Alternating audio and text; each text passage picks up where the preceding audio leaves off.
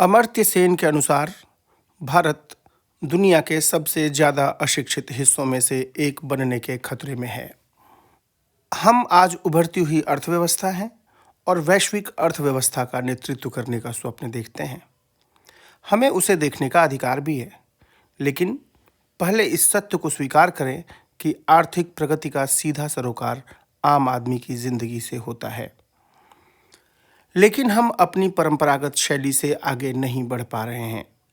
मतलब, यदि हमें भूखे लोगों का झुंड मिल जाए, बच्चों का या किसी भी बड़े व्यक्ति का, तो हम ज़्यादा से ज़्यादा भूखे लोगों का पेट भरने के उपाय तक ही सिमट कर रह जाते हैं और आगे भी ज़्यादा से ज़्यादा इतना ही हो पाएगा। तो फिर बचपन कैसे पलेगा और आगे बढ़ेगा? कैसे शिक्षित होगा और कैसे अपनी कुशलता के जरिए भविष्य की नींव रखेगा? अब अगर इस देश के 50% यानी करीब 65 करोड़ लोगों के समक्ष जीवन यापन का संकट है, तो फिर इन लोगों के समक्ष अपना और अपने बच्चों का पेट भरना ही सबसे बड़ी चुनौती है। ऐसे में उनके बच्चों की स्कूली शिक्षा व बेहतर पोषण कैसे संभव हो सकेगा? यह स्थिति भारत के भविष्य को न केवल कमज़ोर कर रही है, बल्कि असंतुलन भी पैदा कर रही है। क्योंकि गरीबों में से 42 करोड़ तो बिहार, छत्तीसगढ़, झारखंड, मध्य प्रदेश, ओडिशा, राजस्थान, उत्तर प्रदेश और पश्चिम बंगाल में ही रहते हैं। उल्लेखनीय है कि यह संख्या 26 अफ्रीकी देशों में रहने वाले गरीबों से भी ज़्यादा है। गरीबी के साथ भूख भी जुड़ी हुई है, इसलिए गरीब परिवारों के सारे शारीरिक प्रयास पहले भूख शांत करने के लिए होते हैं।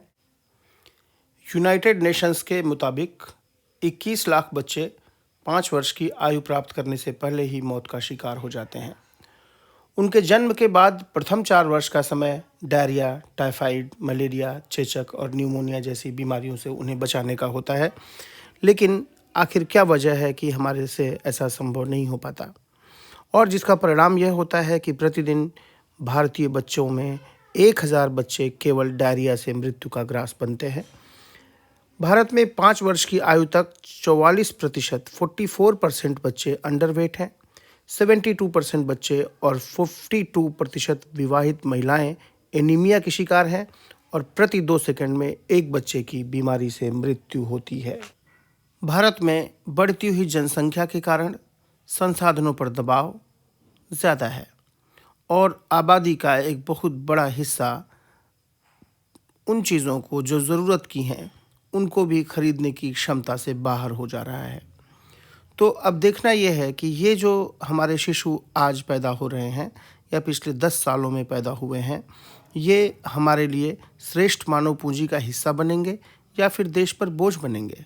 स्वाभाविक सी बात है कि गरीबी और भूखमरी और सिर्फ पेट भरने की स्थितियों में वो सिर्फ और सिर्फ बोझ बनेंगे, श्रेष्ठ मानव पूंजी का हिस्सा नहीं बनेंगे।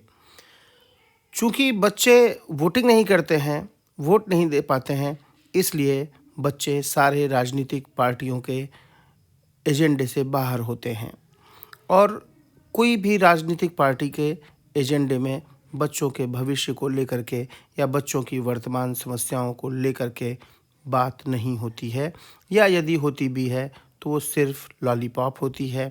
आखिर कब वो दिन आएगा जब हम उस बीज को बो पाएंगे जिसका परिणाम, जिसके फूल और फल हमें 10 साल, 15 साल, 20 साल बाद दिखेंगे?